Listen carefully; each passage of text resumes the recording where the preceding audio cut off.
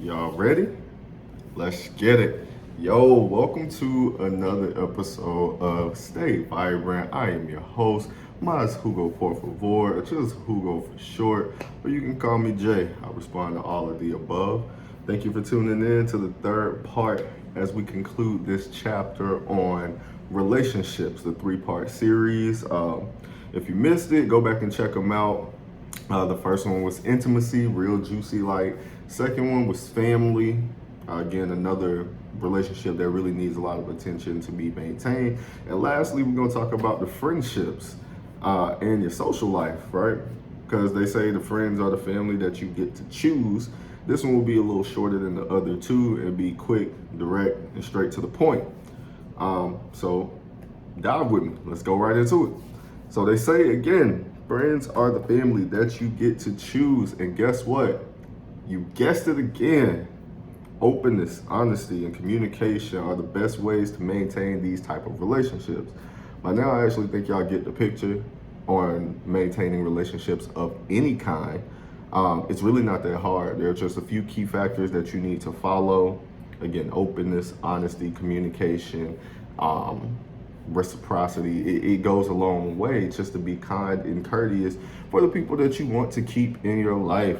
Now, embracing one's differences also actually allows for originality. Of course, you have the commonalities there with your friends, with your family, with your significant other, but we also want to embrace the differences because those are the things that actually attract us to these individuals.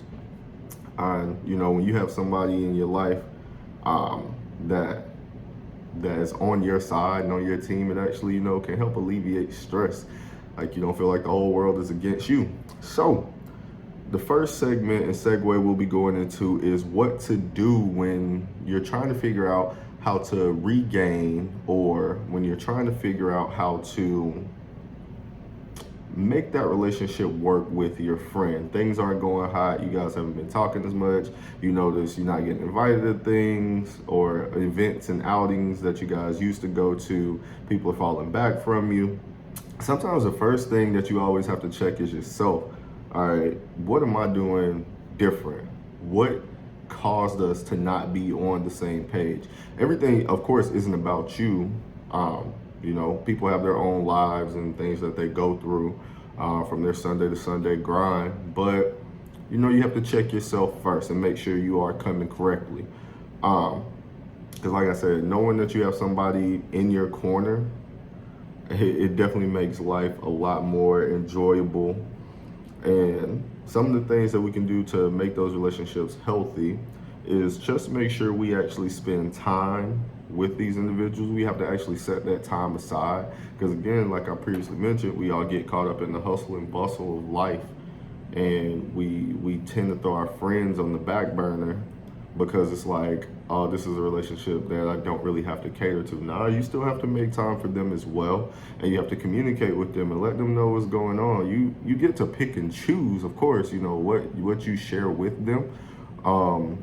If it's somebody you can really trust, you have to also build that trust with them. Somebody that you can confide in and share what's going on in your personal life with them. Because again, them being on your side, they're not going to want you to go through those things alone. If it is anything, detrimental to your mental health, they're going to want to help you take your mind off of it, or they're going to want to help you come up with a resolve for whatever the issue may be. So yeah, just time and communication can go a long way. And on the flip side of that as well, you want to be an ear for them. You want to be there for them and let them, vent and alleviate their stress as well. Not that you're taking on their stress, but two minds are better than one, especially when solving a problem. So that way, you can actually benefit them. You can tell them your expertise or your advice on whatever the situation may be, because alternate perspectives help people see the world in a different light, whereas they might not listen to the advice from even professional counselors, or they might not listen to their significant other or their family member when they're trying to express themselves. And then you being on the outside looking in, you can hear both sides and both perspectives and, give a little insight and clarity from your perspective. So that's just one of the ways that you can actually help maintain, those relationships and make sure that they're healthy. When you do show time, it also shows consideration and that you actually care for that person. You're taking into account their most valuable asset, which is time. Everybody's most valuable asset is time. We don't have time, we make time. And that makes people feel really good.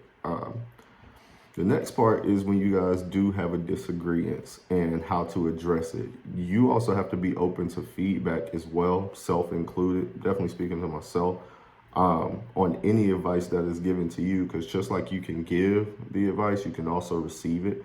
The hardest part about that is knowing that sometimes you are the problem. It's like, me? Nah, can't be. I ain't never the problem. The world's the problem. Sometimes, like I said in the very beginning there, you got to check yourself first before you start spouting off and telling people how they should live their lives and what things should be. And when they are giving you that advice, take it into consideration. Listen, think on it, reflect on it. Again, this will actually cause your friends to actually say that, dang, they really do listen to me. They really do appreciate what I think, how I feel, and they care about me. And again, like I mentioned a little bit earlier, the best part about, your social life is you get to pick these individuals.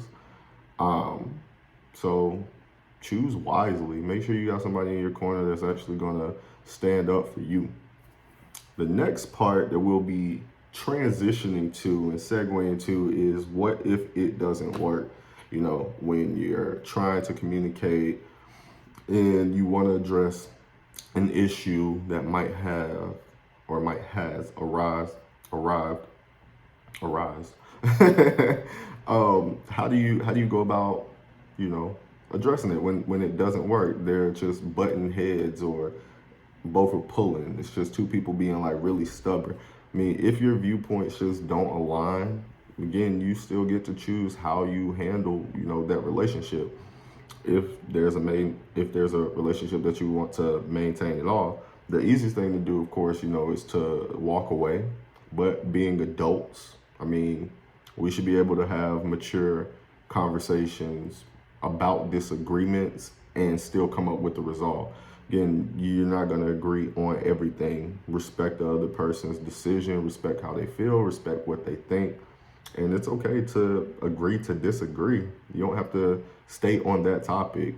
You guys, there's so many other things that you can have in common and still value that relationship versus the 1, 2, 3 things that make somebody different. So yeah, you definitely have to create those boundaries.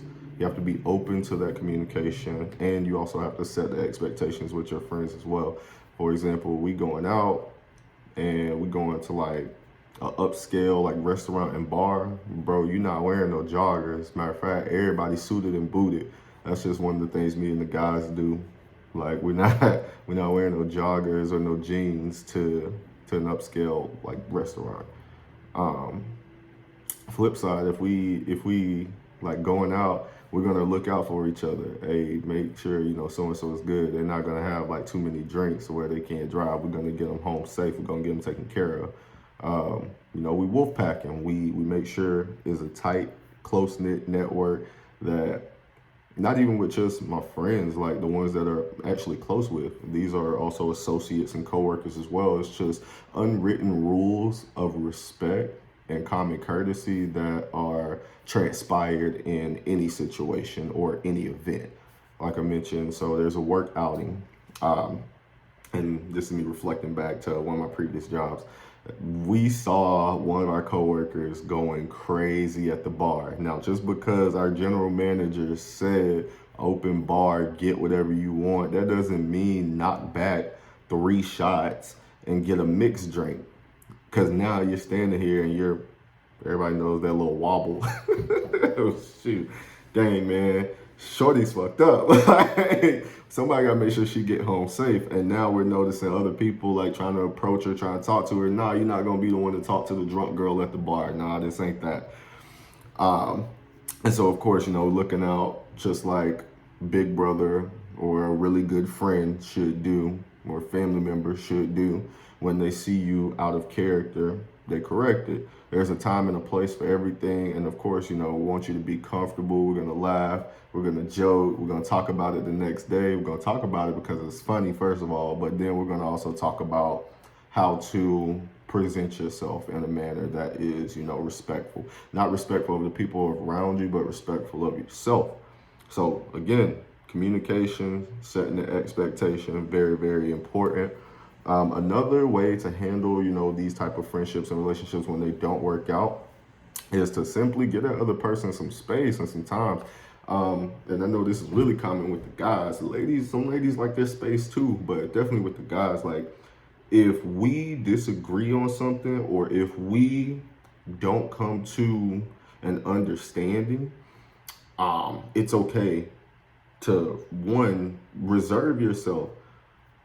It's okay. Like, there's no problem. There's no issue. I just don't really like what you said, what you did.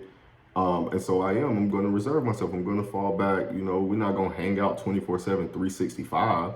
And that's okay, because sometimes you need that space to evaluate and to assess the situation. Your emotions, they don't have a timer. There's no set limit on how long you should feel anything, upset, happy, sad, whatever it may be.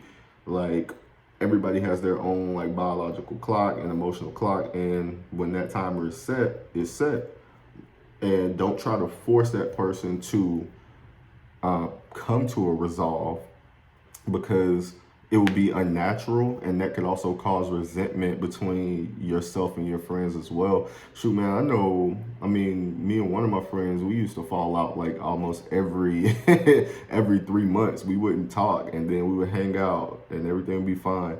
And then it would just be like an issue, and it's like, all right, cool, I'll see you later, I'll check you later. But it's still all love, it's respect. I just know this is how this individual is, and that's how our relationship has been set up. That's the foundation. All right, cool. It was nice seeing you. We'll catch up when we catch up. Yeah, and that's just another way that you can handle those type of situations. Allow the other person to feel, how they feel and what they want to feel. Allow them to think what they want to think. And like I said, reconvene at a later date. Again, y'all, this has been Relationships, a 3-part series. Like, share, comment, feedback.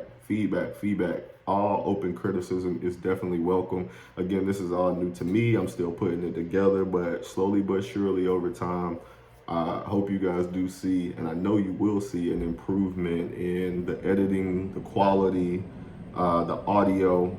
And again, thank you for tuning in.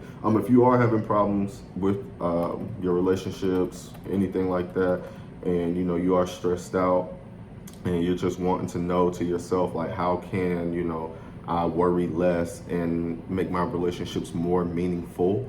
I actually have cited some sources below, just good content to read. Again, I mentioned it in the other 2 relationship posts as well. 10 tips for healthy relationships, just how to manage any type of relationship, whether it be family, friends, or intimacy. And the second one here is 10 tips to help you keep more friends, help you keep more good friends at that. Again, you have to choose your friends wisely. You can't just you can call everybody your friend, but we already know there are lines and there are boundaries that go with that. Some people are in your life for a season, so they're more of acquaintances. Or comrades versus friends. Like, a friend to me is somebody that's going to stick by you, right, wrong, good, bad, up, down. They're never going to pass judgment on you, and just somebody that will always be there for you. Like I said, friends are the family that you actually get to choose. So choose wisely and stay vibrant, my friends. Peace.